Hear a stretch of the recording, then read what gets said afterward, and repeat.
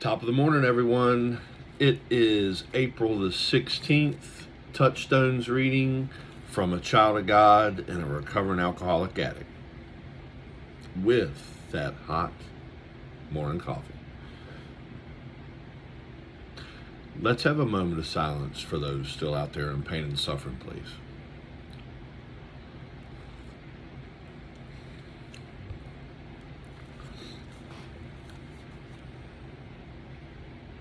Thank you. A woman should be able to be both independent and dependent, active and passive, relaxed and serious, practical and romantic, tender and tough-minded,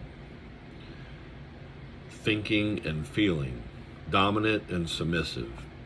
So obviously, should a man. That's from Pierre Mornell.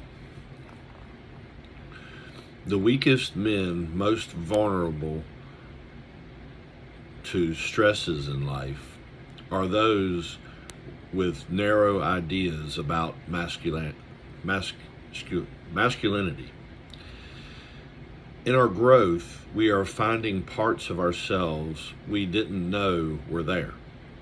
Some of us are finding the tough part of us that makes it possible to stand up to our bosses or our spouses or lovers when necessary. We are also finding the soft parts, the warm parts, the sad parts. And the greater the variety of sides we develop, the more successful we are in meeting life. Whatever we discover about ourselves is another example of being human. Sometimes we might think what we feel is not right or is weak or sick. We need never fear out of feelings. The denial of our feelings had devastating effects on us. Knowing and accepting our many sides will lead us into strength and healing. Or strength and health, sorry. I am thankful I am able to be both sides of many coins. Amen.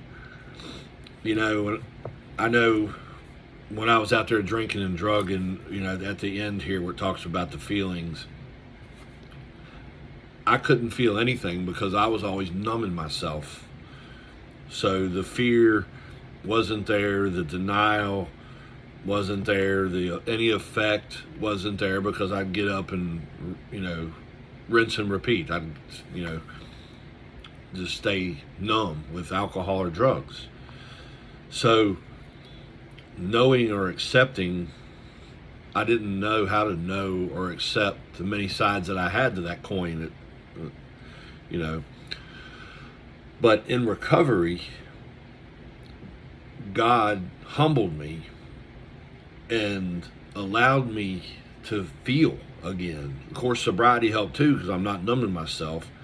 But at the same time that both of them were working on me, I was able to know and accept the many sides that I had of me, the character defects, the good things, the strengths and the weaknesses. And then I was working on my health as well. So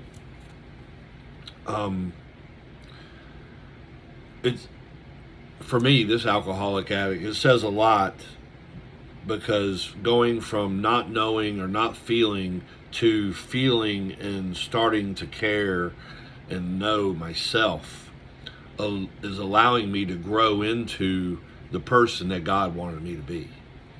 And for that, I am grateful. And like I said, it all starts with God. If I didn't have him in my life, there's no way in hell I'd be on this journey. So if you're struggling out there, I just tell you what happened, and what's working for me is get Jesus Christ in your life. He's working in my life. He's transformed me into another human being, which I didn't even think was out there or even possible. And go to pick up AA, pick up a sponsor, go to meetings, share, do a little bit of service. You know, start at home if you have to. I was scared to death to go inside the rooms because I didn't think I was one of them. I am one of them. And to be honest with you, I'm grateful. I am grateful to be one of them. I'm grateful I'm allowed to live this life, that God let me live long enough to see this life. So yeah, it all starts with God with this alcoholic addict. I love y'all very much.